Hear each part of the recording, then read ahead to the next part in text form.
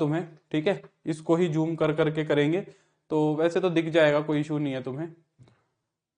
कुछ एक क्वेश्चन, एक दो क्वेश्चन मेरे को दिखे जिसके अंदर इशू भी था, जैसे कि ये पहला ही क्वेश्चन अगर हम देखें तो इसके अंदर इशू है।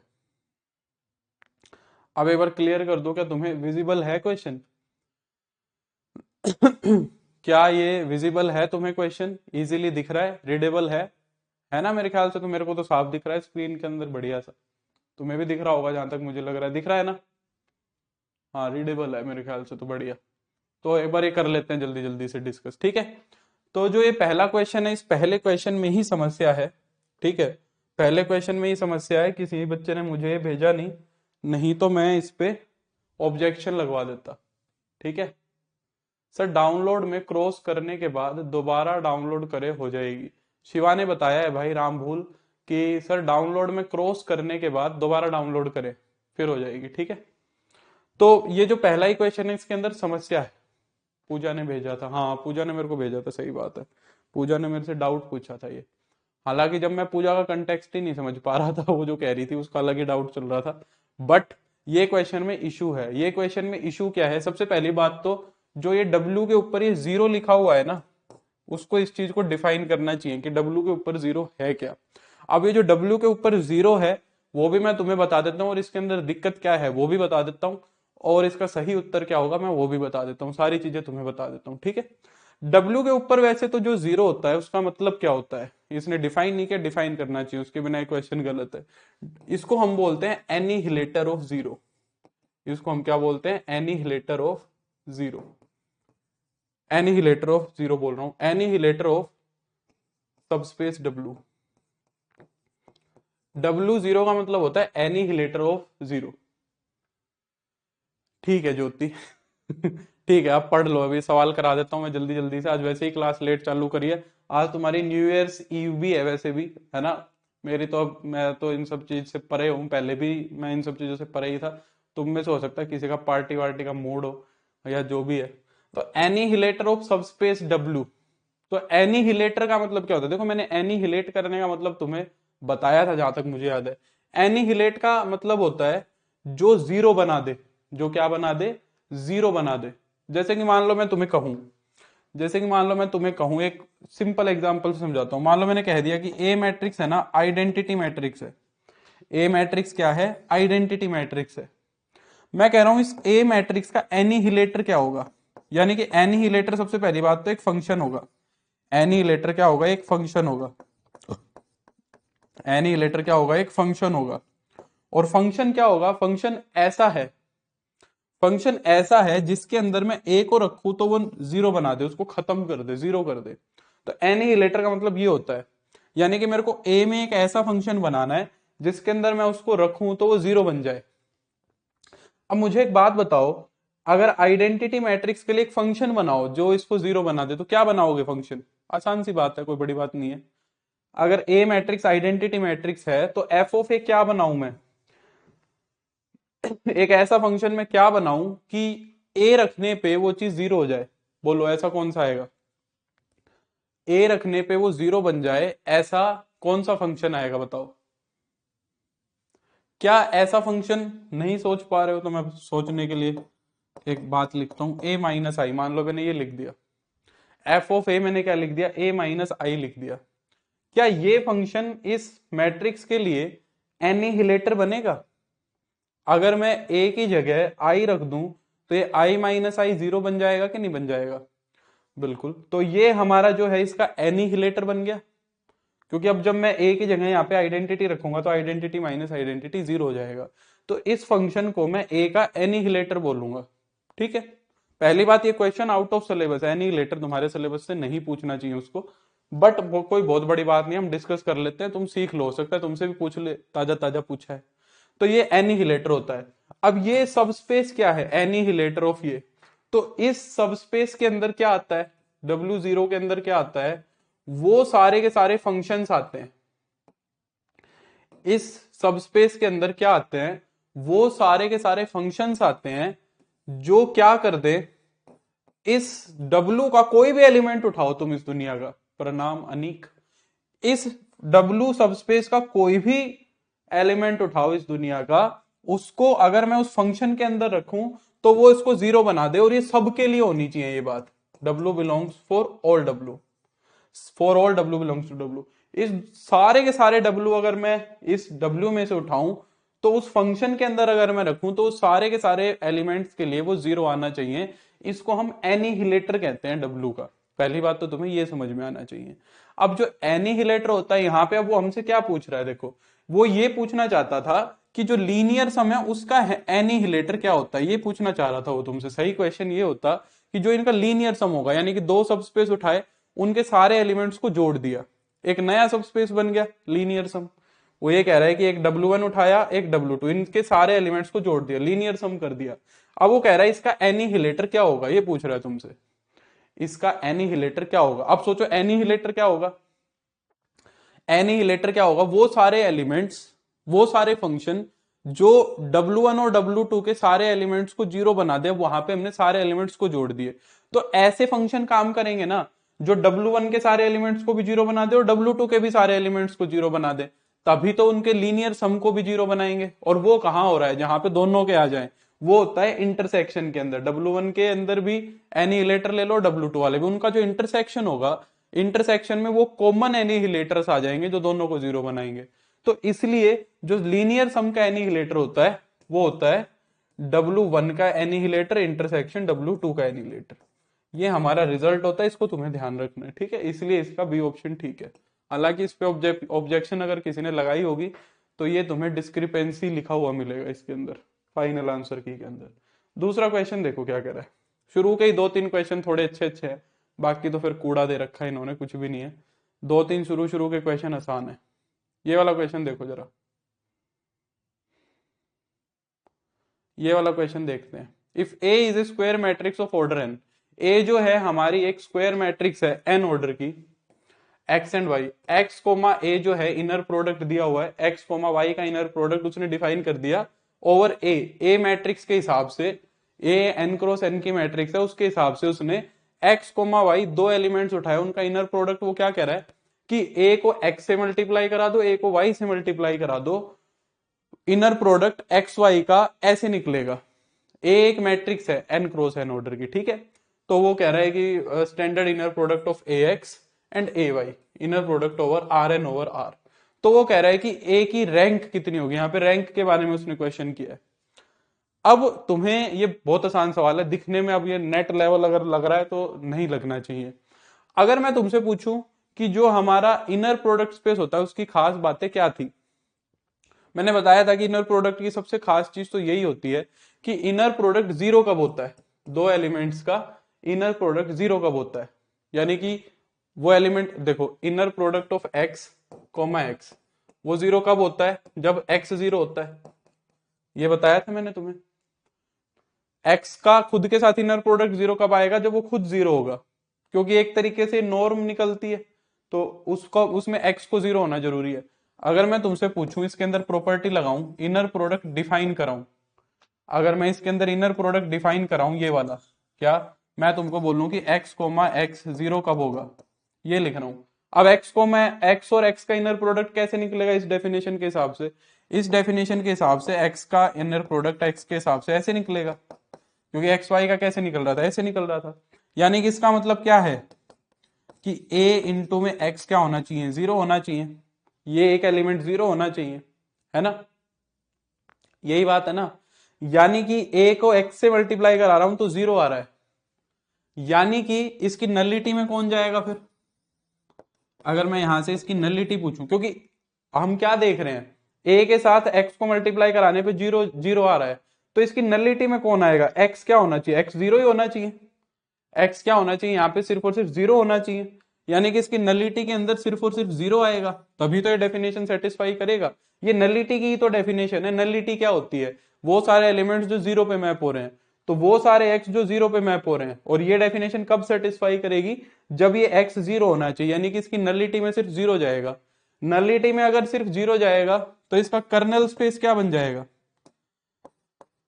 इसका कर्नल स्पेस आएगा अपना जीरो, यानी कि इसकी जो नलिटी होगी, अरे यहाँ पे उल्टा लिख दिया मैंने, ये जो है इसका कर्नल स्पेस बनेगा, ये क्या बन गया, इसका कर्नल बन गया। कर्नल अगर ये बन गया तो जो इसकी नलिटी है, नलिटी क्या हो जाएगी, इसकी 0 हो जाएगी।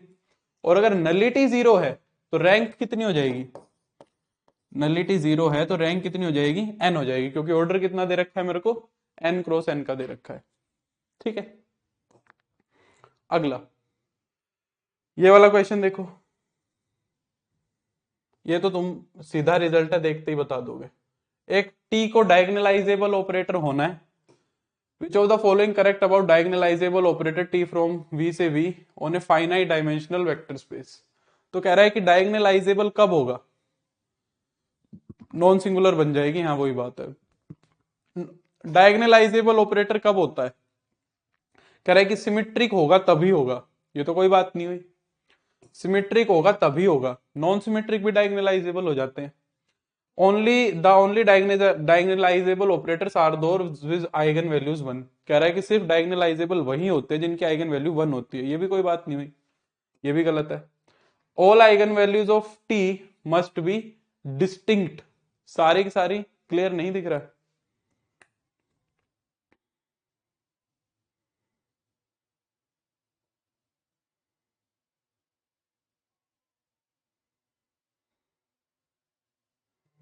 अभी ठीक है, अभी ठीक है। तो कह रहा है कि सारी की सारी जो आइगन वैल्यू है टी की वो क्या होनी चाहिए, डिस्टिंक्ट होनी चाहिए, तो ये भी ठीक है, सारी आइगन वैल्यू डिस्टिंक्ट होती हैं तो भी डायगोनलाइजेबल होता है। लास्ट में कह रहा था minimal polynomial of T splits into linear factors, ये भी बात ठीक है ना। All eigen values of T must be distinct, ये भी है ना, डिस्टिंक्ट ना हो तब भी डायगोनलाइजेबल हो जाता है। हाँ हाँ, तो करेक्ट ही तो पूछा है। अच्छा अच्छा, उसने ये कहा है कि सिर्फ यही होगा, ठीक है ठीक है, मेरा भी दिमाग खराब, नितिन सही कह रहा है, कह रहा है कि सिर्फ तभी होगा क्या, जब डायगोनलाइजेबल सिर्फ तभी होगा क्या, जब क्या होगा तुम्हारा, ये डिस्टिंक्ट होगा ना भाई, जब डिस्टिंक्ट नहीं होते तब भी तो हो जाता है, ये तो कह रहा है सिर्फ और सिर्फ तभी होगा जब डिस्टिंक्ट होंगे, मैंने इसकी बात गलत कर लिया, ठीक है, हाँ ठीक बात है, तो ये भी गलत हो गया। चौथे में कह रहा है कि minimal polynomial of T splits into linear factors, ठीक बात है। ये ओनली व्हेन की बात कर रहा है कि सिर्फ और सिर्फ तभी होगा, वो नहीं हो सकता। हाँ, एम और जीएम भी बराबर हो सकते हैं, ठीक है। ये वाला सवाल देखो, एडजॉइंट ऑपरेटर से काफी क्वेश्चन आए हुए थे, ये ऐसा सेम सवाल मैंने तुम्हारे को शीट के अंदर कराया था अगर तुम्हें ध्यान हो तो। ये मैं इसको जूम कर रहा हूं ना तो यार थोड़ा फट जा रहा है, मैं क्या करूं अब ये बताओ, मैं क्या करूं, व्हाट कैन आई डू। पिछले क्वेश्चन तो साफ दिख रहे थे। एक मिनट रुको जरा, थोड़ा सा मैं कुछ कार्रवाई करता हूँ, रुक जाओ रुक जाओ, अभी देखना जरा।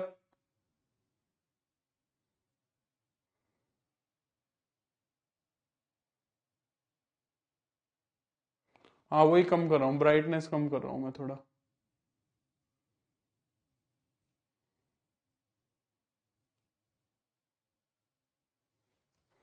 अभी दिख गया, अभी दिखा थोड़ा, है ना, पर मैं काला हो गया होगा, मेरे को काला कर दिया पर तुमने, कोई बात नहीं, थोड़ा सा एडजस्ट कर लो यार, थोड़ा सा कर लो एडजस्ट, ठीक है। अब आज इमरजेंसी में दिन खराब करने से अच्छा ये कर लेंगे हम कंप्लीट। क्या कह रहा है, T is a linear transformation of V3F, T of ABC तुम्हें क्या दिया हुआ है, a+b a+b+c for arbitrary ABC. तो टी के ऊपर ये स्टार लगा रखा है, एडजॉइंट पूछ रहा है कि T of adjoint A1 B1 और C1 कितना होगा, ये तुमसे क्वेश्चन किया है, ठीक है। तो हमने ये एडजॉइंट ऑपरेटर कैसे निकाला था, ट्रांसपोज करके निकाला था। तो कुछ नहीं करना, देखो टी की जो मैट्रिक्स है पहले वो लिखो, टी की मैट्रिक्स क्या बनेगी, देखो ए बी है तो 1 1 0, बी वाला लिखेंगे तो 0 1 0, और अगला है ए बी सी, ये बन जाएगा। टी का जो एडजॉइंट ऑपरेटर बनेगा वो इसका ट्रांसपोज बन जाएगा, 1 1 0 0 1 0 1 1 1, ये बन जाएगा, है ना। इसके ऊपर हमें क्या करना है, बस A B C A1 B1 C1 लगा देना है, इसके ऊपर A1 B1 C1 लगा दो, A1 B1 और C1 लगा दो। तो जब इसके ऊपर मैं लगा दूंगा तो क्या बन जाएगा, देखो पहले पे तो आ जाएगा A1 + C1, दूसरा लगाऊंगा तो ये आ जाएगा अपना A1 + B1 + C1 आ जाएगा, और तीसरे वाले पे लगाऊंगा तो C1 आ जाएगा, बस हो गया। तो पहले में यही लिखा हुआ है, मुझे ही नहीं दिख रहा है साफ, तुम्हें कहां से दिखेगा। ठीक है, चलो अगला। ये वाला देखो क्या कह रहा है।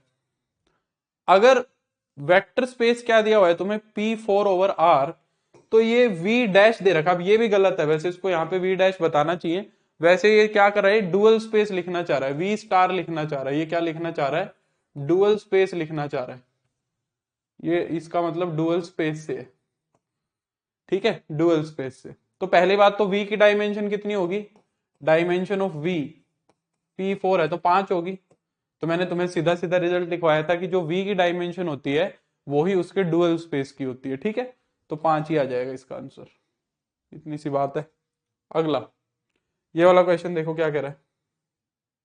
Let A be a 3x3 matrix, let A be a 3x3 matrix with single eigen value lambda that has algebraic multiplicity 3। देखो सुनो मेरी बात, कह रहा है कि एक 3x3 ऑर्डर की मैट्रिक्स है जिसकी बस एक ही आइगन वैल्यू है लैम्डा, जो कि 3 बार आ रही है। ये कह रहा है, ये दिया हुआ है। Which of the following is true about A, तो ए के बारे में कौन सी बात सही है, ये कह रहा है। ए इज ऑलवेज डायगोनलाइजेबल, क्या ए हमेशा डायगोनलाइजेबल होगी, नहीं, क्योंकि ए एम जब 3 है तो जी एम 3 आएगा तभी होगी, नहीं तो नहीं होगी, तो ये गलत हो गया। A is diagonalisable if the geometric multiplicity of lambda is 3, ये बात सही है कि अगर जो ए है वो डायगोनलाइजेबल सिर्फ तभी होगा जब लैम्डा की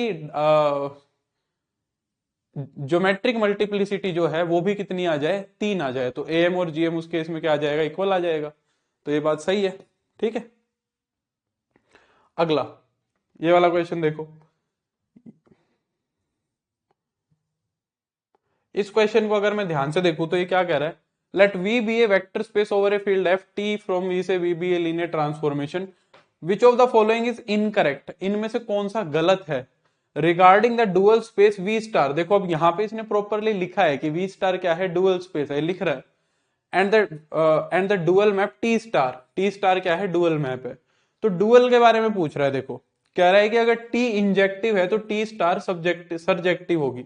इनकरेक्ट पूछ रहा है। देखो उल्टे हो जाते हैं डुअल स्पेस में, एकदम उल्टा काम हो जाता है। तो अगर टी इंजेक्टिव है तो टी स्टार सर्जेक्टिव होगी, ये बात तो सही है, तो ये गलत तो हो नहीं सकता। अगर वो सर्जेक्टिव है तो ये इंजेक्टिव हो जाएगी, तो ये बात तो ठीक है अपनी, मतलब ये गलत ऑप्शन है। T star is always linear transformation, हाँ भाई जब टी लीनियर ट्रांसफॉर्मेशन है तो उसका जो डुअल होगा वो भी लीनियर ट्रांसफॉर्मेशन तो होगा ही, ये भी ठीक है। The kernel of T star consist of all the functionals that are zero on image of T. Kernel क्या होगा टी स्टार का, टी स्टार का कर्नल में वही तो होंगे जो उसके सारे के सारे फंक्शनल हैं वो जीरो पे मैप होंगे, यही तो होता है कर्नल तुम्हारा। तो कर्नल की डेफिनेशन है, ये भी ठीक है। चौथे में कह रहा है कि if T is surjective then T star is also surjective, ये गलत बात है। अगर टी सर्जेक्टिव है तो टी स्टार इंजेक्टिव होगा, उल्टा होगा। ये कह रहा है अगर ये सर्जेक्टिव तो वो भी सर्जेक्टिव, तो ये गलत बात कर रहा है वो। ठीक है, अगला ये दिख जाएगा तुम्हें सवाल आराम से, इसके अंदर लाल हरा नहीं है। The matrix representation of the linear transformation, तो सीधा उड़ा दोगे तुम मेरे को जहां तक लगता है। क्या बनेगी इसकी मैट्रिक्स ऑफ ट्रांसफॉर्मेशन, पहला 1 है फिर 0 है, दूसरे में 0 और -1 है। देखो इतनी देर के सवाल आते हैं वैसे तो ये ऑप्शन ठीक है। आधे सवाल तो ऐसे ही आएंगे। कुछ एक देखो मैंने बार बार कहा है कि डी ट्रिपल एस बी के अंदर सिलेक्शन ऑफ क्वेश्चन बहुत इंपॉर्टेंट है। सिलेक्शन ऑफ क्वेश्चंस बहुत इंपॉर्टेंट है। काम क्लिक कर रहा है तो उड़ा दो, नहीं कर रहा तो फिर अब तुम्हारे ऊपर है, तुम उसके ऊपर समय लगाना चाहते हो या नहीं लगाना चाहते। इन रो एक्लन फॉर्म के ऊपर सवाल है।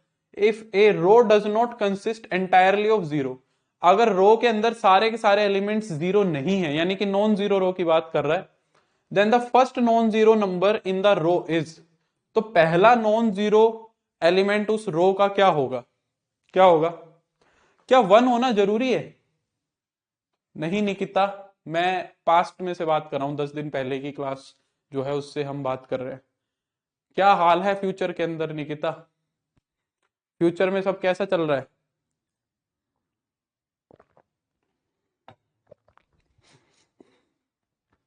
1 होगा, मस्ट है, मस्ट है, क्या कहते हो। क्या रो एक्लन फॉर्म के अंदर 1 होना जरूरी है क्या।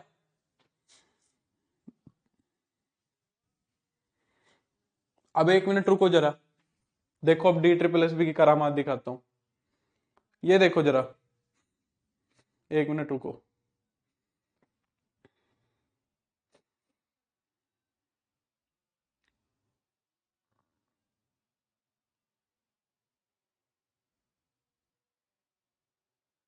एक मिनट, एक मिनट, एक मिनट, एक मिनट। ये वाला सवाल देखो, ये वाला सवाल देखो। इस सवाल में देखो क्या कह रहा है। पहले ये सवाल देखते हैं, फिर वो भी देखेंगे। ये वाला सवाल देखो। कोई बात नहीं Nikita. Row echelon form of the matrix. इस मैट्रिक्स की रो एक्लन फॉर्म पूछ रहा है। तो इस मैट्रिक्स की रो एक्लन फॉर्म में उसने खुद ही जवाब दिया हुआ है कि इस मैट्रिक्स की जो रो एक्लन फॉर्म है वो ये है। सी ऑप्शन दिया हुआ है उसने। अब रो एक्लन फॉर्म जो सी है, इसके अंदर अगर तुम दूसरी रो को देखोगे तो इसका पहला नॉन जीरो एलिमेंट कितना है? इसका पहला नॉन जीरो एलिमेंट है -5।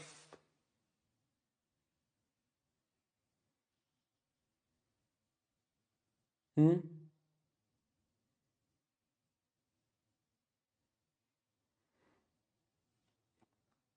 क्या कहते हो? क्या कहते हो अब? पर एक चीज, ये तो हो ही नहीं सकती। ये तो हो ही नहीं सकती अगर वहां पे वो कह रहा है कि 1 होगी तो। यानी कि रो एक्लन फॉर्म के अंदर नॉन जीरो एलिमेंट ही तो बताया था मैंने तुम्हें, वहां पे 1 होना कोई जरूरी नहीं है। रो रिड्यूस्ड एक्लन फॉर्म के अंदर 1 होना जरूरी है। तो ये वाला जो क्वेश्चन है, इस क्वेश्चन में 1 होना जरूरी नहीं है। समझ में आ रही है मेरी बात? सर ये सोल्व करके आई होगी ना, पर रो अगर एक्लन है तो उसको 1 तो बनाया होगा ना नितिन। अगर -5 है कोई दिक्कत नहीं है, रो एक्लन फॉर्म है, मैं कह रहा हूं सोल्व करके वो आई होगी, पर उसको 1 तो बनाएगा। रो एक्लन का मतलब तो वही हुआ ना कि नॉन जीरो 1 होना चाहिए। उसने तो पूछा ही है। उसने तो पूछा ही है। पूछा ही है कि नॉन जीरो नंबर कौन सा होगा। 10 क्यों नहीं हो सकता? -1 क्यों नहीं हो सकता? 10 क्यों नहीं हो सकता? -1 क्यों नहीं हो सकता? समझ रहे हो? तो इस क्वेश्चन पे भी अगर किसी ने ऑब्जेक्शन लगाया होगा तो ये ड्रॉप हुआ होगा। ठीक है, मतलब वो तो अब आगे पता लगेगा। तो ये खुद ही ऐसी हरकतें कर देते हैं एक ही पेपर के अंदर। अब देखो रो एक्लन फॉर्म है, इसको कन्वर्ट करते हैं। यहां पे तो 1 दिया हुआ है इसने, यहां पे तो 1 बनाया हुआ है इसने, है ना? तो इसको बनाते हैं चलो। तो 1 4 3 माइनस का 2 1। इसको जीरो कैसे बनाओगे? इसको 2 से गुना करके जोड़ देंगे। रो रिड्यूस्ड एक्लन फॉर्म में 1 होता है बिल्कुल। इसको 2 से गुना करा के इसमें जोड़ो 0। इसको जोड़ोगे तो हो जाएगा 5। इसको जोड़ोगे तो ये भी हो जाएगा 5। इसको जोड़ोगे तो 0। इसको जोड़ोगे तो ये भी हो जाएगा 5। इसको इसमें जोड़ दो सीधा, तो 0। 6 और 4 10, 7 और 3 10, ये 0। 9 और 1 10। इसको इसमें, इसको 3 से गुना कराओ और इसमें जोड़ दो 0। इसको 3 से गुना कराओ 12 और इसमें जोड़ दो तो ये हो जाएगा 15। इसको 3 से गुना कराओ और इसमें जोड़ दो तो ये हो जाएगा अपना 9 और 6 15। इसको 3 से गुना कराओ, ये हो जाएगा 0। इसको 3 से कराओ तो ये हो जाएगा अपना 15। ये बन रहा है। अब साफ साफ देख पा रहे हो कि यहाँ पे जो अपना ये 5 है, इसकी हेल्प से मैं इन दोनों रो को, नीचे वालियों को खत्म कर दूंगा। इन दोनों को खत्म कर दूंगा तो ये नीचे वाली जो है ये अपनी 0 हो जाएंगी। ये जो दोनों की दोनों रो है यहाँ पे, ये दोनों रोज को मैं 0 बना दूंगा। ये बचेगा मेरा सिस्टम। ठीक है, ये सिस्टम मेरे को बस सेकंड में दिख रहा है। 5 से डिवाइड करा के उसने 1 भी बना दिया। इसमें 1 बना रहा है तो उसने 1 बना दिया। ठीक है। और ये दिक्कत जो है ना 2021 वाले पेपरों में भी है। रो एक्लन और रो रिड्यूस्ड एक्लन वाले में दिक्कत उसमें भी है। और तुम कहीं से भी इससे पूछ के देख लो, गूगल पर टाइप करके देखो what is the difference between row reduced and row echelon form, क्या होती है। हमने किया भी हुआ है कोर्स में। अगला क्वेश्चन देखो, which of the following matrix is diagonalizable over R. तो डायगोनलाइजेबल कौन सी होगी ये पूछ रहा है। तो डायगोनलाइजेबल के लिए आइगन वैल्यू डिस्टिंक्ट होनी चाहिए बस। आइगन वैल्यू क्या होनी चाहिए? अगर डिस्टिंक्ट है तो सीधी दिख जाएगी, और अगर डिस्टिंक्ट नहीं है तो एम और जीएम क्या आने चाहिए? सेम आने चाहिए। जैसे पहले वाली की जो आइगन वैल्यू है वो 1 1 है। पहले वाले की जो आइगन वैल्यू है वो क्या है? 1 1 है। ठीक है, तो आइगन वैल्यू 1 है तो एम जो है इसके अंदर 2 आ रहा है। जीएम के लिए हम क्या करेंगे? a-1i को कैलकुलेट करेंगे। a-1i क्या हो जाएगा? 0 2। वैसे तो पता है हमें फाइनल आंसर की के बाद ये डिस्कस करना चाहिए। वैसे तो हमें फाइनल आंसर की के बाद डिस्कस करना चाहिए। तो इसकी जो नलिटी है वो a-1i हो जाएगी। पर तुम्हारे जल्दी हर चीज की। तो ये दोनों तो बराबर नहीं आ रहे, तो ये तो नहीं होगी। यहाँ पे भी am और am2 आएगा, gm1 आएगा, साफ साफ दिख रहा है, ये जीरो हो जाएगा, ये भी जीरो हो जाएगा। तो ये भी नहीं होगा, am और gm यहाँ पे भी अलग अलग है। इसके अंदर देखो, इसकी आइगन वैल्यूज कितनी आ रही है, लैम्डा स्क्वायर -1, -1 ही आएगा क्या, नहीं +1, लैम्डा स्क्वायर +1। ये तो इमेजिनरी बन रही है, हटाओ इसको, तो ओवर आर लिखा है ना, ओवर आर लिखा है, तो यही बच गई। आ गई सर फाइनल आंसर की, फाइनल आंसर की कब आ गई, फाइनल आ गई थी क्या, ये फाइनल में से ही बना रखा है, फाइनल में से ही बना रखा है क्या तुमने ये। अगला, फाइनल की तो रिपोर्ट मेरे को किसी ने नहीं दी। फिर find the diagonal form of the matrix, इस मैट्रिक्स की डायगोनल फॉर्म पूछ रहे हो। अच्छा, इसकी डायगोनल फॉर्म में कौन आएगा बताओ, जो मैट्रिक्स की डायगोनल फॉर्म होती है उसके अंदर कौन आएगा। परसों आई थी तो मेरे को तो किसी ने बताया ही नहीं, उसमें से बनाने थे फिर सवाल। फाइंड द डायगोनल फॉर्म, इस मैट्रिक्स की डायगोनल फॉर्म, डायगोनल फॉर्म में कौन होता है, डायगोनल फॉर्म में आइगन वैल्यूज ही होती हैं, डायगोनल फॉर्म में कौन होती हैं, आइगन वैल्यूज ही होती है। ठीक है, अब देखो आइगन वैल्यूज ही तो निकालनी है, आइगन वैल्यू देख लो कौन कौन सी होगी। इसका ट्रेस कितना बन रहा है, इसका ट्रेस तो बन रहा है 7, और इसका डिटर्मिनेंट कितना बन रहा है, 12 में से 2 गए तो 10, यही तो होती है। तो देखो ये कह रहा है आइगन वैल्यू -5 और -2 होगी, ट्रेस -7 आ रहा है, गलत है। इसमें देखो -2, -5 और 2 है, यानी कि -3 होगी, ये भी गलत है। यहाँ पे कह रहा है 2 और 5 और -2 यानी कि 3 होगा ट्रेस, ये भी गलत है। तो यही सही है फिर, 5 और 2 ट्रेस 7 आ रहा है, डिटर्मिनेंट 10 आ रहा है ना। अगला, ये क्वेश्चन इनकम्प्लीट है, ये नहीं दिखा मुझे, इसके आगे एंड के बाद स्टेटमेंट है वो नहीं समझ में आया, तो ये हम नहीं कर पाएंगे, अधूरा क्वेश्चन जो है ये नहीं हो पाएगा। अगला, which of the following matrices is और are diagonalisable over R, which of the following matrices is और आर डायगोनलाइजेबल ओवर आर, पूछ रहा है इनमें से कौन सी मैट्रिक्स डायगोनलाइजेबल है ओवर आर। तो देखो ये तो साफ साफ डायगोनलाइजेबल दिख रही है, 1, 2 और 3, इसकी आइगन वैल्यूज डिस्टिंक्ट है, तो ये तो है। क्या ये वाली है, यहाँ पे 2 आइगन वैल्यू, तो उसका तो एम एक ही है, उसको नहीं देखना। 1 का जीएम कितना है, 1 का एम 2 है, 1 का जीएम निकालना पड़ेगा, यहाँ पे 1 का जीएम निकालना पड़ेगा, 1 का एम 2 है, तो a-1i निकालो, a-1i निकालना जरा, क्या आएगी, 0 1 0 0 1 0 और 0 0 0।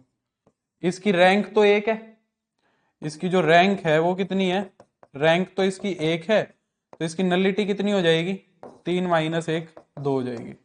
तो इसकी नलिटी भी कितनी है, 2 ही है, रैंक 2 है, नलिटी भी 2 ही है, तो बोथ एंड भी हो जाएगा सही। ठीक है, अगला, ये क्वेश्चन भी अधूरा है, आगे नहीं दिख रहा है क्या सिस्टम है, अभी लेफ्ट मल्टीप्लीकेशन, आगे कुछ नहीं पता क्या कह रहा है ये, तो ये क्वेश्चन भी पूरा नहीं है, इनकम्प्लीट है, तो नहीं पता लग रहा है क्या कहना चाह रहा है ये।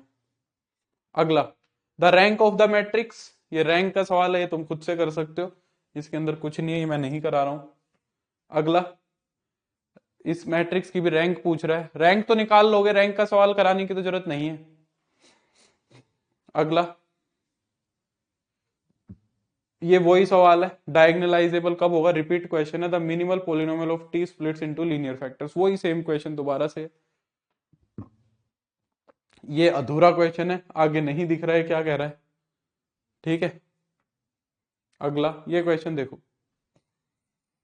क्या कह रहा है, let T be R cube से R cube be linear map which is defined as, जो कि कैसे डिफाइन किया हुआ है, ऐसे डिफाइन किया, then find the dimension of kernel T, kernel T की डायमेंशन पूछ रहा है, यानी कि नलिटी पूछ रहा है, तो इसकी हम रैंक निकालेंगे पहले, 1 -1 1 2 -2 3 3 -3 4, ये है, इसकी रैंक बना लो। इसकी रैंक बनाओगे तो क्या बनेगी, देखो 1 -1, कहाँ चले गए सारे, बस भाग गए सारे, इतना ही शौक था, नितिन नितिन नितिन के कमेंट आ रहे हैं बस।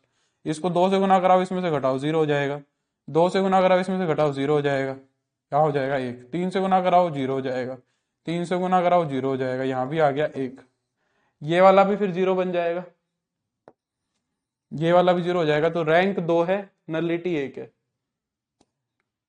नीरू और दिनेश कह रहे हैं कि यही है, बाकी सब भाग गए इसका मतलब।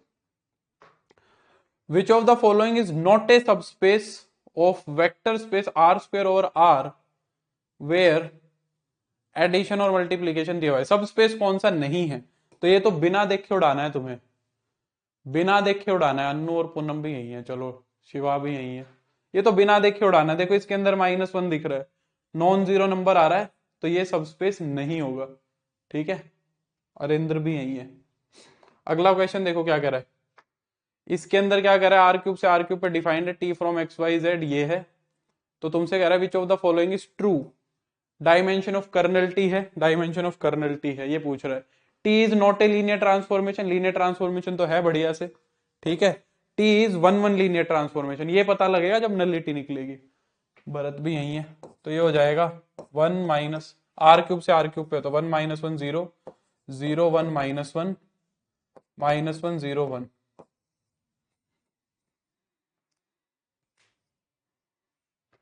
तो ये हो जाएगा 1 -1 0 0 1 -1, इसको इसमें जोड़ दो 0 -1 1, इसको इसमें जोड़ दो तो 1 -1 0 0 1 -1, और इसको इसमें जोड़ोगे तो 0 0 0। तो रैंक तो हो गई 2, नलिटी आ गई 1, तो नलिटी 1 हो जाएगी, ठीक है। तो ये फिर 1 1 भी नहीं होगा। 1 1 होने के लिए नलिटी कितनी होनी चाहिए? सर मुझे पिछले क्वेश्चन एएमजीएम में डाउट है, कौन सा जो मैंने वो निकाला था, ये वाला, ये इसमें इसमें क्या डाउट है भाई? देख, 2 के लिए तो चेक करने की जरूरत नहीं है, 2 तो अकेला है रेंद्र। 1 के लिए देखने की जरूरत है, 1 का एएम कितना है, 1 2 बार आ रहा है, तो 1 के लिए एएम कितना है, 1 के लिए एएम अपना 2 है, ठीक है। ये बात तो समझ आती है, 1 2 बार आ रहा है तो उसका एएम 2 है। अब इसका जीएम देखना है, अब अगर मुझे इसका जीएम देखना है तो मुझे a -1 i निकालना पड़ेगा, तो मैंने डायगोनल में से 1 घटा दिया, तो यहाँ पे तो आ गया 0, यहाँ पे आ गया 1 और यहाँ पे आ गया 0, ये आ गया। अब मैंने इसकी रैंक देखी, ये वाला एलिमेंट 0 बन जाएगा, तो इसकी रैंक 1 है। रैंक अगर 1 है तो नलिटी कितनी आ जाएगी, 3 - 1 2 आ जाएगी। नलिटी जीएम होता है, यही तो जीएम होता है। तो एएम भी 2 है, जीएम भी 2 है, तो ये भी हो जाएगा, ठीक है। अगला, ठीक है, ये सवाल हो गया। कहाँ पे आ गया था मैं? हाँ, ये क्वेश्चन किया था, यहाँ पे आ गया, यहाँ पे आ गए। इसको करके देख ले, इसके अंदर रो ऑपरेशन पूछ रहा है। सर इसमें ऑपरेशन नहीं लगा सेकंड रो में, कौन सा सेकंड रो, मतलब सेकंड में किस लिए लगाना है? सेकंड का तो ये 0 ही है ना नीरू, ये तो ऑलरेडी 0 है, इसमें क्यों लगाऊं ऑपरेशन? इसको इसमें जोड़ दूंगा सीधा, तो ये 0, ये -1, ये 1, फिर R3 में R2 को जोड़ दूंगा, ठीक है। सेकंड में क्यों लगाना है? इसमें AMGM क्यों लगाऊं इसमें? अच्छा, सेकंड में कह रहे हो क्या AMGM? उसमें तो डिस्टिंक्ट आइगन वैल्यू है ना, मैं वही तो कह रहा हूँ। अरे भाई ये तो बहुत आसान सवाल है, इसमें तो आइगन वैल्यू ही अलग अलग है, 1 2 3 तीनों अलग अलग है। डिस्टिंक्ट आइगन वैल्यू होती है तो वो तो डायगोनलाइजेबल होता है। अगला, ये हो गया यहाँ पे, ये भी हो गया, ये भी हो गया। हाँ, इसको करना है, तो इसकी रो एक्लन फॉर्म निकालनी है। 1 1 -1, 2 से गुना कराओ घटा दो 0, माइनस का 5, ये हो जाएगा 6। 3 से गुना कराओ घटा दो 0, माइनस का 5, और ये हो जाएगा 6, ठीक है। इसको इसमें से घटा देंगे तो नीचे वाली सेम है, 1 1 -1 0 -5 6 0 0 0, ये हो जाएगा। तो इसने ऑप्शन यही दिया हुआ है, तो हम इसी पे टिक मार देंगे। Which the rank of the following 4x4 matrix, इसकी रैंक पूछ रहा है, ये तुम खुद से कर सकते हो। नहीं सर, जो सेम आइगन वाला क्वेश्चन, उसमें नीरू समझ नहीं आया मेरे भाई, तू एक बार देख लेना फिर से, ये क्वेश्चन भी अधूरा है। जो गंदे गंदे क्वेश्चन है वो तुमने अधूरे ही छोड़ दिए, मेरे समझ नहीं आया। हालांकि ये क्वेश्चन मेरे को ऐसा लगता है कि वो कह रहा है कि मैट्रिक्स के अंदर जो कॉलम्स बनेंगे वो ऑर्थोनॉर्मल बेसिस बनाएंगे। तो अगर तुम्हें ध्यान हो तो ऑर्थोनॉर्मल किस में बनते थे? ऑर्थोगोनल मैट्रिक्स में बनते थे। और जो ऑर्थोगोनल मैट्रिक्स होती है, ये मेरे को सवाल वही लग रहा है, जो ऑर्थोगोनल मैट्रिक्स होती है उसमें ए का इनवर्स जो होता है उसके ट्रांसपोज के बराबर होता है। तो ये वो सवाल है, but I am not sure, तुम जो अभी आंसर किया उसमें से देखना इसको, ठीक है। अब देखो ये क्वेश्चन भी गलत था, इस पे भी ऑब्जेक्शन लगनी चाहिए थी। क्या पूछ रहा है देखो, if A is a square matrix of order N then adjoint of A is equal to, और ऑप्शन दे रखे हैं डिटर्मिनेंट में, ऑप्शन दे रखे हैं डिटर्मिनेंट में, तो ये पूछना चाह रहा है डिटर्मिनेंट ऑफ एडजॉइंट है, इस पे भी ऑब्जेक्शन लगेगी। तो ये तुमने मेरे को ऑब्जेक्शन बताए क्यों नहीं? या तो हो सकता है तुमने खुद ही लगा दी हो, ये भी तो हो सकता है, सबने मेरे को भेजे नहीं होंगे, जो क्लियर होंगे वो खुद लगा दिए होंगे। एडजॉइंट ऑफ ए का डिटर्मिनेंट होता है डिटर्मिनेंट ऑफ ए के पावर n माइनस वन। ये गलत क्वेश्चन बताओ, ये कोई देने के हैं? इनसे भी बहुत पेपर पे फर्क पड़ता है पता है। ये वही क्वेश्चन आ गया फिर से, सरजेक्टिव इंजेक्टिव वाला, डुअल स्पेस वाला रिपीट क्वेश्चन है, ठीक है। तो इसका डी था अपना, इसको छोड़ देंगे। अगला, अब देखो यहां पे कह रहा है कि row reduced echelon form the rank of matrix A using row reduced, यहां पे वर्ड लिखा है रो रिड्यूस्ड, पर उससे रैंक पे कोई फर्क नहीं पड़ता। रैंक चाहे रो एक्लन फॉर्म से बनाओ रो रिड्यूस से बनाओ, जो नॉन जीरो रो है वो नॉन जीरो ही रहेंगी। तो ये भी तुम खुद से कर लोगे, इसमें भी कोई दिक्कत नहीं है। ये वाला सवाल देखो, ये बढ़िया सवाल है, मैंने शायद ऐसा एक क्वेश्चन तुम्हें कराया भी था, अगर तुम्हें ध्यान हो। मैंने बताया था एक ऐसा क्वेश्चन, बट वो मैंने कहा था कि बहुत लेंथी पड़ेगा। ये मस्त क्वेश्चन है, कुछ एक क्वेश्चन ही है करने लायक, पता नहीं क्यों ही बना रखा था, मेरे को तो आसान लग रहे हैं, सारी शिफ्ट के ही आ गए ये क्वेश्चन तो, है ना। तो मेरे को तो कुछ ऐसा भयंकर काम लगा नहीं।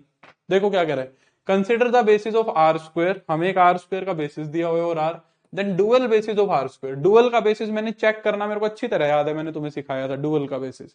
मैंने उसके अंदर तुम्हें ये कहा था कि जो डुअल का बेसिस है वो एक फंक्शन बनाने से बनेगा। क्या बनाने से बनेगा? एक फंक्शन बनाने से बनेगा। तो हम फंक्शन तो बना नहीं पाएंगे, बहुत टेढ़ा काम हो जाएगा। तो मैंने तुम्हें क्या चेक करना बताया था? मैंने तुम्हें कहा था कि जो बेसिस दिया हुआ है ना, जो बेसिस दिया हुआ है उस बेसिस के एलिमेंट को रख के देखो, जो भी ऑप्शंस दिए हुए हैं उसके अंदर से जो दूसरा आर स्क्वेयर है उसका बेसिस बन जाना चाहिए तुम्हारा। जो दूसरा वेक्टर स्पेस दिया हुआ है उसका बेसिस बन जाना चाहिए। अब आर स्क्वेयर ही है तो उसका बेसिस क्या होता है? 1 0 और 0 1, यही होता है। तो जो भी तुम्हारा ऑप्शन 1 0 और 0 1 बना दे वही तुम्हारा आंसर हो जाएगा। एक क्वेश्चन मैंने पक्का डिस्कस किया था, मेरे को ध्यान है। तो 1 1 को रखो जरा, देखो इस ऑप्शन में 1 1 को रखो। 1 1 को रखेंगे तो क्या आएगा? जब यहाँ पे 1 1 रखूंगा तो ये बनेगा 3/2। तो बात यहीं खत्म, बात यहीं खत्म, तो ये गलत हो जाएगा। 3/2 नहीं चाहिए मेरे को, दूसरे में रखो। 1 1 मैं यहां रखूंगा तो ये 5/2 बन रहा है, बात खत्म। यहां रखो जरा, यहां रखूंगा तो क्या बनेगा? 3/2, बात खत्म। इसमें रखो जरा, 1 1 रखूंगा तो क्या बनेगा? 1 + 1/2 1, और इसके अंदर रखो 1 - 1/2 0। देखो ये एक एलिमेंट आ गया। दूसरा रखो 1 - 1 रखो, 1 - 1 रखूंगा तो ये कितना हो जाएगा? 0, और 1 माइनस में -1 रखूंगा तो 2/2, ये हो जाएगा 1। तो 1 0 और 0 1 आ गए। हो गया, हो गया कि नहीं हो गया? बस।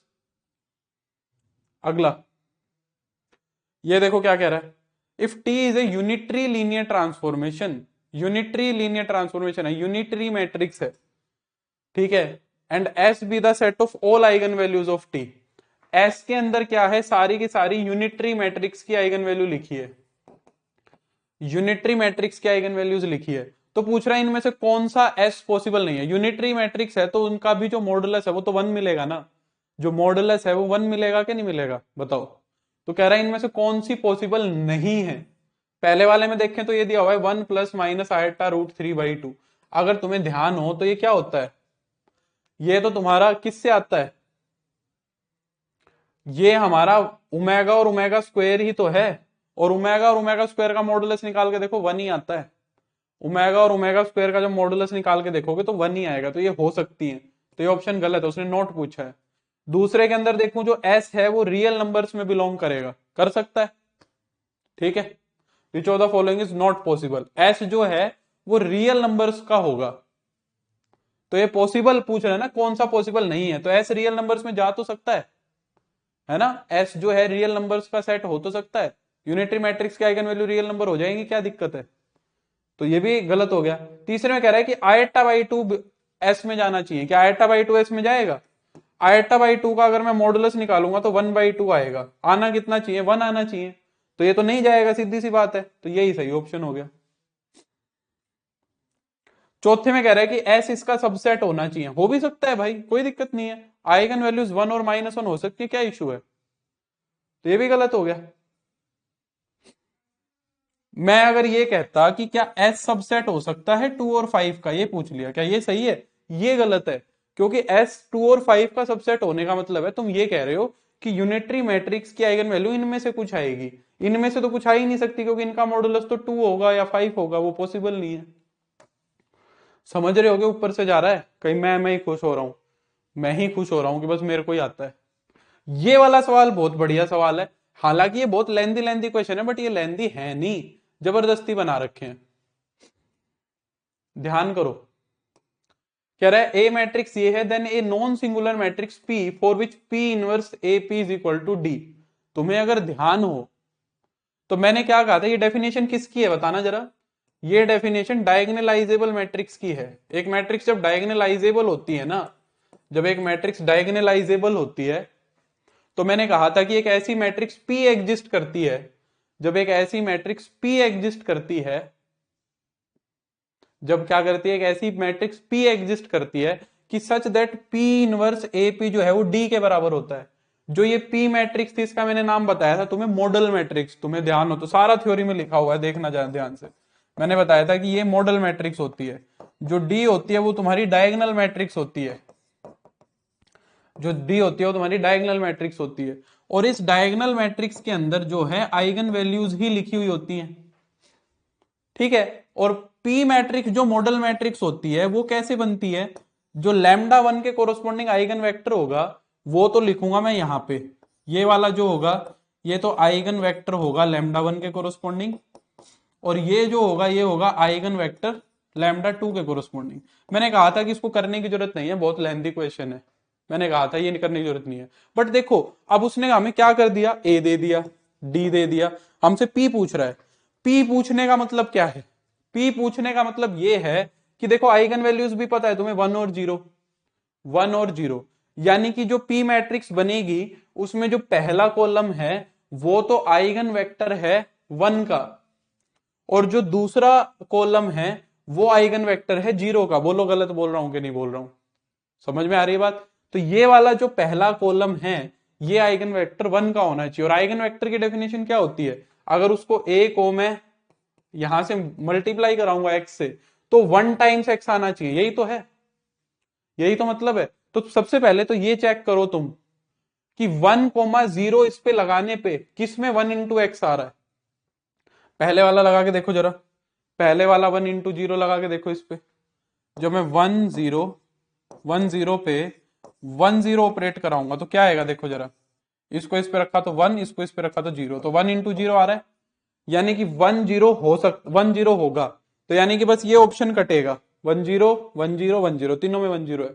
दूसरा जो ऑप्शन है वो कलेश काट देगा तुम्हारा, कलेश काट देगा, यानी हरियाणवी के अंदर तुम्हारा दूध का दूध पानी का पानी कर देगा, बात खत्म कर देगा। तो 1 1 0 0 पे दूसरा ऑपरेट कराओ जरा 1 1, यानी कि अब क्या आना चाहिए मेरा, 0 इंटू में एक्स आना चाहिए। अब क्या आना चाहिए मेरा, 0 इंटू में एक्स आना चाहिए, दूसरी आइगन वैल्यू 0 है, तो पहला लगाओ जरा 1 1, तो 1 1 लगाऊंगा तो क्या आएगा देखो, ये तो 2 बन जाएगा, ये 0 हो जाएगा, तो 0 तो नहीं आया, 0 आना चाहिए पूरा पूरा, तो ये तो गलत हो गया। तीसरे पे आओ, 0 1 लगाओ, 0 1 लगाऊंगा तो पहला क्या आएगा, इसको इस पे रखेंगे तो 1 और 0, ये भी गलत हो गया। तीसरा लगाओ, तो मतलब लास्ट लगाओ, जो लास्ट है, -1 और 1 रखो जरा, इसको इस पे रखूंगा तो -1 + 1 0, ये 0, तो इसको मैं क्या लिख सकता हूं, 0 इंटू में 1 1, ये ऑप्शन सही हो गया। ये सवाल है, बस इतना सवाल है, थ्योरी काफी है, बट हमने की तो हुई है, क्या दिक्कत है। अगला ये वाला सवाल देखो, ये भी बढ़िया सवाल है, हालांकि ये क्वेश्चन तुम स्किप कर सकते हो, ये क्वेश्चन वैसे है तो इजी, बट देखने में ही थोड़ा सा ये डिमोरलाइजिंग टाइप का सा है, देखने में थोड़ा डिमोरलाइजिंग टाइप है। देखो क्या कह रहा है, P1 से R² पे एक लीनियर ट्रांसफॉर्मेशन हमने ये डिफाइन करी है, ठीक।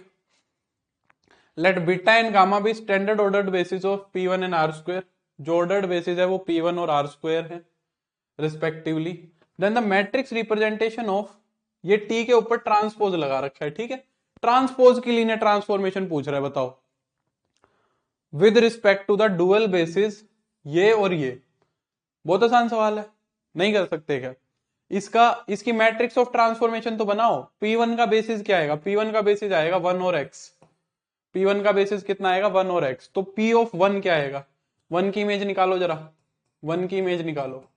1 की इमेज कैसे निकलेगी? इसके अंदर 0 और 1, पॉलिनोमियल के अंदर 0 और 1 रखना है, तो 1 के अंदर तो रखूंगा तो 1 1 ही रहेगा, कांस्टेंट। ठीक है, ये आएगा। इसको जब मैं लीनियर कॉम्बिनेशन में लिखूंगा तो ऐसे लिखूंगा। अरे मैट्रिक्स ऑफ ट्रांसफॉर्मेशन बनाते थे, भूल गए? एक्स की लीनियर ट्रांसफॉर्मेशन, दूसरा एलिमेंट रखो, वो क्या देगा? पी ऑफ 0 और पी ऑफ 1। जब एक्स के अंदर मैं 0 रखूंगा तो 0, और एक्स के अंदर मैं 1 रखूंगा तो 1, है ना? तो अब यहां से इसका क्या बनेगा? लीनियर कॉम्बिनेशन 0 और इंटू में 1 इंटू में 0 1, ये बनेगा। तो जब मैं इसकी मैट्रिक्स ऑफ ट्रांसफॉर्मेशन बनाऊंगा भाई, तो वो क्या बनेगी? 1 1 और 0 1, ये बनेगी 1 1 और 0 1। इसका ट्रांसपोज ले, तो इसका ट्रांसपोज लेना है, इसका ट्रांसपोज क्या आएगा? 1 1 0 1, खत्म बात। बोलो, मुश्किल है?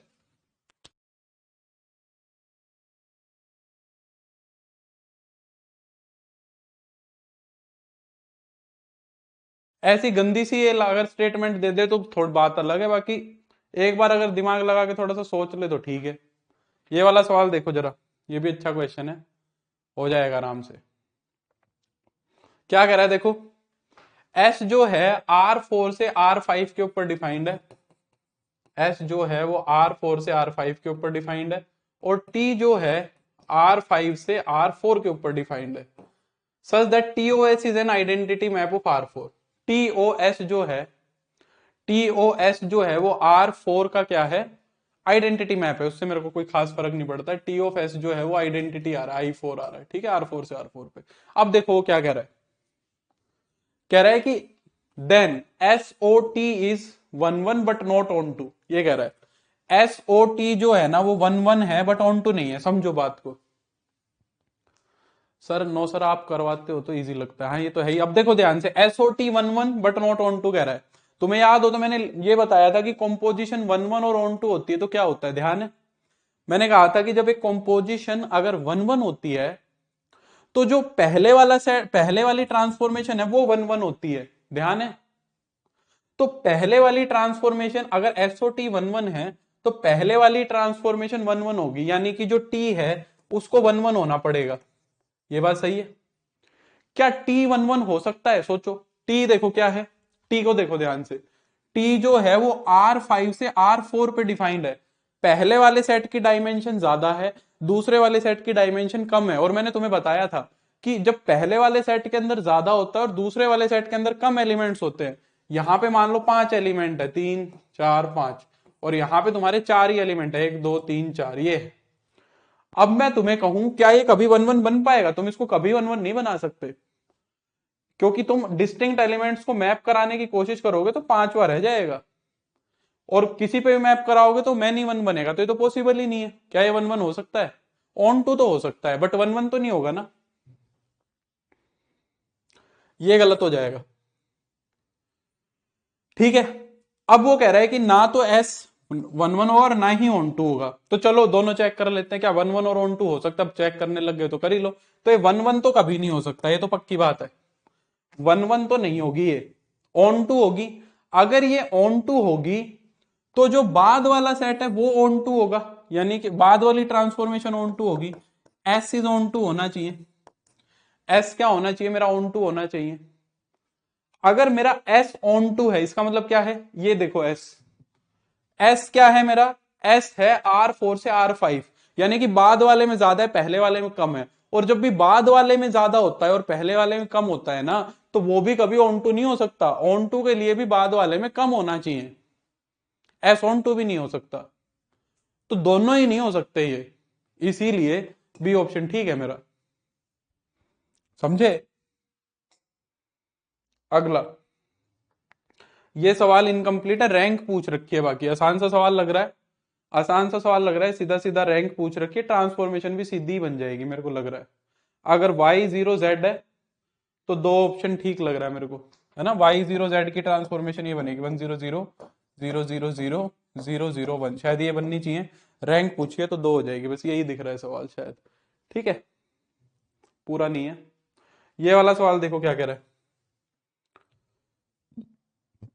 A1 और A2 जो है रो रिड्यूस्ड एक्लन मैट्रिसेस है of order 2/2 × 3 such that the system, अब ये भी आगे खत्म हो गया। A2x is equal to 0 have exactly same solutions, then which of the following is always true? कौन सी बात इनमें से हमेशा सही होगी? कह रहा है कि दोनों की उनके सॉल्यूशन एग्जैक्टली सेम है। रो रिड्यूस्ड जो एक्लन फॉर्म है उन दोनों के जो सॉल्यूशन है वो एग्जैक्टली सेम बन रहे हैं। तो रो रिड्यूस्ड एक्लन फॉर्म और जिसका सिंगुलर, मतलब अब A1x 0 है कि नहीं पता मेरे को, बट दोनों के सेम सॉल्यूशन आ रहे हैं तो उनकी जो एक्लन फॉर्म है ना वो भी सेम होनी चाहिए। ये कंसेप्ट लग रहा है, तो ये सोच के मैं डी पे टिक कर रहा हूं, बट अधूरा सवाल है, नहीं पता लग रहा है। अगला ये वाला क्वेश्चन देखो, सीधा बताया था, सीधा बताया हुआ है ये तो। कह रहा है कि अगर वेक्टर स्पेस टी है be a non zero linear functional then dimension of kernel of F. ठीक है, लीनियर फंक्शनल के कर्नल की डायमेंशन कितनी होती है? n-1 होती है। कॉपी में सीधा लिखवाया हुआ है, खोल के देखना नोट्स। ये वाला सवाल बहुत हमने जो मेहनत करी थी, याद है? ये कराया था मैंने तुम्हें, ऑर्थोनॉर्मल बेसिस चेक करना। ऑर्थोनॉर्मल बेसिस चेक कर दोगे कि नहीं कर दोगे? देखो भाई, ऑर्थोनॉर्मल बेसिस चेक करने का तरीका क्या था कि पहला एलिमेंट देख लो। सबसे पहले तो पहला एलिमेंट तो पहले से ही बनना चाहिए, पहला एलिमेंट तो पहले से ही बनना चाहिए। पहला एलिमेंट अगर 1 1 2 3 है, 1 1 2 3 से ही बनना चाहिए। याद है ना, ऐसे क्वेश्चन करे थे। तो पहला देखो 1 1 -2 3 से बन रहा है, तो ये ऑप्शन कट जाएगा, बाकियों में सब में सही है। फिर उसके बाद हमें क्या कंडीशन चेक करनी है? एक बार देखो ये सारे यूनिट वेक्टर बन रहे हैं कि नहीं बन रहे, फिर देखो ये सारे के सारे यूनिट वेक्टर है कि नहीं। तो यूनिट वेक्टर देखेंगे, दूसरे में देखो 9 और 4 13, 14 और 1 15, ये यूनिट वेक्टर है। 9 और 4 13, 14 और 15, ये भी यूनिट वेक्टर है। 1 1 1 3, ये भी यूनिट वेक्टर है। बाकी में देखो, मेरे को तो सारे यूनिट वेक्टर लग रहे हैं, सब में वही एलिमेंट्स दे रखे हैं, तो सारे यूनिट वेक्टर है। अब क्या रह गए, ये आपस में क्या होने चाहिए? ऑर्थोगोनल होने चाहिए। तो ऑर्थोगोनल चेक कराते, क्या ये कभी ऑर्थोगोनल हो सकते हैं दोनों? देखो ये सारे पॉजिटिव और ये सारे पॉजिटिव, क्या इनको मल्टीप्लाई करा के जोड़ोगे तो कभी 0 हो पाएगा? कभी 0 नहीं हो पाएगा, तो ये गलत हो गया। इन दोनों को देखो, पहले यहां आ जाओ, चलो ये सही ऑप्शन दिख रहा है मेरे को, थोड़ा लालच है तो ये वाला चेक कर लेते हैं। इसको इससे डॉट प्रोडक्ट कराओ। 1 का 2 से कराया तो 2, 1 का 3 से कराया तो 3, 2 का -1 से कराया -2, 3 का -1 से कराया -3, ये तो 0 बन रहा है। ठीक है, इसको इससे और कराओ, इसको इससे कराओ। -1 + 0 माइनस का 2 और प्लस का 3, ये भी 0 बन रहा है। ठीक है, ये भी 0 बन रहा है। इसको और इसको चेक और करा लो, इसको और इसको कराओ। 2 का -1 से कराया तो -2, 3 का 0 से कराया तो 0, -1 का -1 से कराया तो प्लस का 1, और -1 का 1 से कराया तो -1। तो ये देखो 1 से 1 कट गया, बट ये -2 आ रहा है, तो यहाँ पे ये वाला इसके ऑर्थोगोनल नहीं है, तो ये ऑप्शन भी कट जाएगा, इसलिए सी ऑप्शन सही है। ठीक है, और फिर ये भी अगर 2 में सेटिस्फाई कर जाता तो भी मैंने देखने का आगे का एक तरीका और बताया था तुम्हें, जिसके अंदर हम एक स्टेप और आगे जा सकते हैं, जिसमें हमने डिटर्मिनेंट को 0 बनाया था। याद होगा वो, पता नहीं भूल गए क्या? ये वाला सवाल देखो क्या कह रहा है। ये है be a linear transformation such that this with order basis then the matrix of representation. अब देखो इसके अंदर जल्दबाजी में मैट्रिक्स ऑफ ट्रांसफॉर्मेशन मत बना देना, क्योंकि इसके अंदर बेसिस देखो वो स्टैंडर्ड वाले नहीं है, स्टैंडर्ड वाले नहीं है बेसिस, बट चेक करना इजी है। देखो मैट्रिक्स ऑफ ट्रांसफॉर्मेशन बनानी है सिस्टम से, 1 1 की इमेज निकालो। पहले 1 1 को रखो इसके अंदर, 1 1 को रखूंगा तो हो जाएगा 2 0 और 1, 2 0 और 2 ये बनेगा, 2 0 और 2 ये बनेगा। ठीक है, अब देखो तुम सोच रहे हो कि सर इसके लीनियर कॉम्बिनेशन में इसको लिखने में तो बहुत टाइम लग जाएगा। कोई बात नहीं, अब मेरी बात सुनो, हम इसको कैसे लिखेंगे?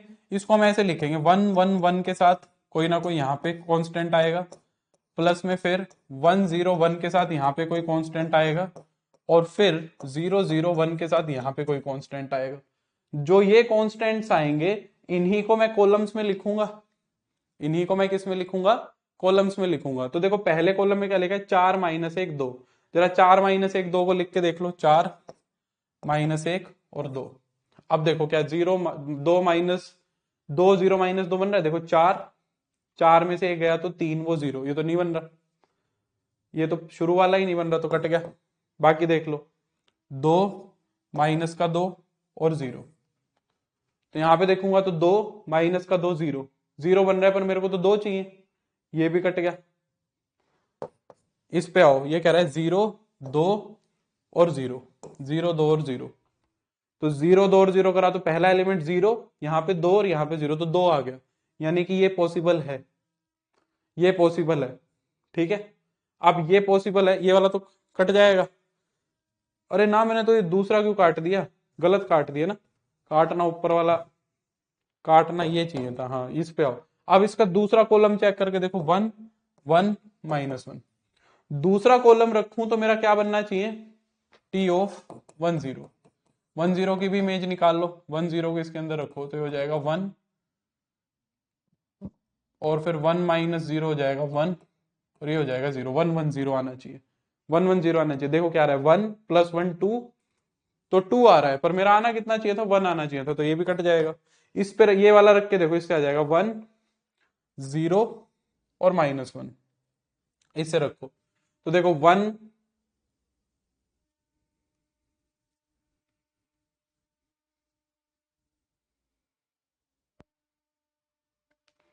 देखो 1 0 और 0, तो 1 आ रहा है। फिर दूसरा देखो 1 0 और 0, दूसरा 0 क्यों आ रहा, अच्छा दूसरा 1 नहीं आ रहा, मेरा दिमाग खराब है। देखो 1 की दूसरे वाले से कराई तो 1, 1 की दूसरे वाले से कराई तो 1, यहाँ पे 0 यहाँ पे 0, तो 1 आ रहा है।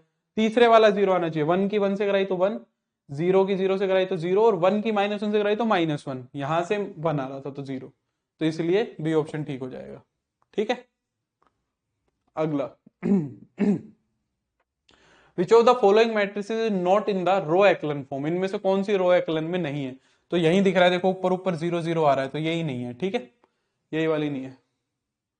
हाँ हाँ, दूसरे वाले में 1 0 की, यही तो चेक करी है मैंने दिनेश, दूसरे वाले में यही चेक करी है, दूसरे वाले कॉलम से दूसरे की इमेज बनेगी, पहले वाले कॉलम से पहले की इमेज बनेगी, ये वाली।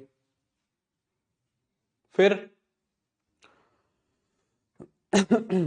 अब ये सिस्टम ऑफ लीनियर इक्वेशन का बट ये अधूरा क्वेश्चन है, which of the following pairs of AB does give the system have, अब आगे क्या लिखा है, मोर देन वन सॉल्यूशन है, क्या लिखा है मेरे को नहीं पता लग रहा। ये थोड़ा समझ से बाहर है, मोर देन वन सॉल्यूशन अगर लिखा है तो इनफाइनाइट सॉल्यूशन के लिए पूछ रहा है। इनफाइनाइट सॉल्यूशन के लिए क्या करोगे, इनफाइनाइट सॉल्यूशन के लिए डिटर्मिनेंट 0 बनना चाहिए, इनफाइनाइट सॉल्यूशन के लिए डिटर्मिनेंट क्या बनना चाहिए, 0। तो ये जो मैट्रिक्स बनेगी क्या बनेगी मेरी, 3 × 3 की बनेगी, 1 -1 0, दूसरा बनेगा 1 -1 A, तीसरी बनेगी 0 A 9, ये बनेगी, इसको 0 के बराबर रखो तो 1 माइनस का 9 माइनस में A² हो जाएगा। ठीक है, पर यार फिर पता है B हमें निकालना पड़ेगा, चलो देखते हैं। ठीक है, ये वैसे जरूरत भी नहीं पड़ेगी, माइनस का 9 माइनस का A², फिर माइनस में +1, ये गया, तो ये हो जाएगा 9 = 0, ये है। ठीक है,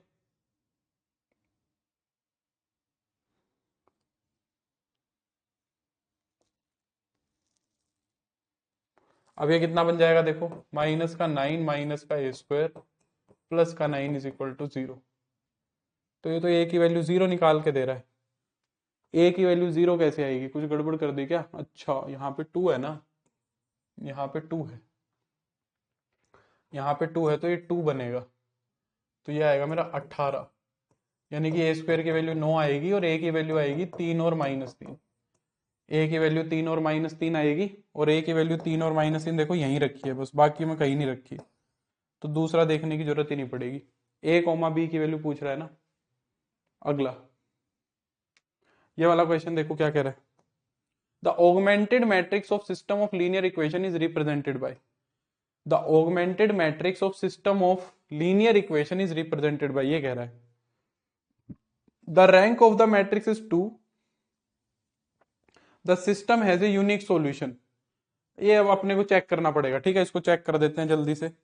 तो 1 माइनस का 2 3 5, यह है 0 1 4 2। इसको 2 से गुना करके घटा दो, 0 0, 2 से गुना करके घटाओगे तो 0 और 0, ये लो ये आ गया। ये इसकी ऑगमेंटेड मैट्रिक्स बन रही है। तो दोनों ही मैट्रिक्स की रैंक 2 आ रही है और less than number of variables है, ठीक है, less than number of variables है तो कितने सॉल्यूशन होते हैं, इनफाइनाइट सॉल्यूशन होते हैं, बस इतना सा बात है। The rank of the matrix is 2, the system has infinitely many solution, ठीक है। अगला, the eigen values of A R, eigen values of A पूछ रहा है, वैसे ही चेक कर देंगे। इसका ट्रेस कितना बन रहा है, ट्रेस 1 बन रहा है। तो 1 ट्रेस देखो, इसमें से -1 आ रहा है, इसमें से -3 आ रहा है, इन दोनों में 1 आ रहा है। डिटर्मिनेंट और देख लेंगे, इसका जो डिटर्मिनेंट है वो क्या बनेगा, 1/4 और माइनस का 9/4, तो हो जाएगा माइनस का 8/4, यानी कि -2 हो जाएगा। -2 कहां से आ रहा है, देखो इनकी गुना कराओगे तो 1/4 आएगा, यहां से -2 आ रहा है, ठीक है। अगला क्या कह रहा है, let R square be a vector space with standard in inner product. R जो है 1 0 की इमेज दे रहा है, 1 -1 0 1 की इमेज दे रहा है 1 3, ये कह रहा है। तो कह रहा है कि टी स्टार 1 3 क्या होगा, टी मतलब टी का कौन, वो टी स्टार एडजॉइंट वाला, तो एडजॉइंट के लिए हमें ट्रांसपोज निकालना पड़ेगा। तो कैसे करोगे, देखो इसकी जो मैट्रिक्स बनेगी ट्रांसफॉर्मेशन की वो बनेगी 1 -1। देखो ये जो एलिमेंट है 1 0 की जो इमेज है, 1 0 की इमेज आ रही है 1, -1, इसको हम क्या लिखेंगे, 1 इंटू में 1 0 प्लस में -1 इंटू में 0 1, ये कॉलम में ही तो लिखेंगे फिर 1 -1, ये कॉलम में ही तो लिखोगे। और सिमिलरली इसका जो है 1 3 यहां आ जाएगा। ये बन रही है तुम्हारी टी की ट्रांसफॉर्मेशन मैट्रिक्स। इसका जब स्टार निकालेंगे तो इसका हम क्या ले लेंगे, ट्रांसपोज ले लेंगे, यहाँ 1 3 हो जाएगा। इस पे ऑपरेट करा दो 1 3 को, इस पे 1 3 को ऑपरेट कराओगे तो देखो कितना हो जाएगा, 1 और माइनस का 3, 1 और प्लस का 9, तो माइनस का 2 और 10 आ रहा है, तो माइनस का 2 और 10 डी ऑप्शन में, ठीक है।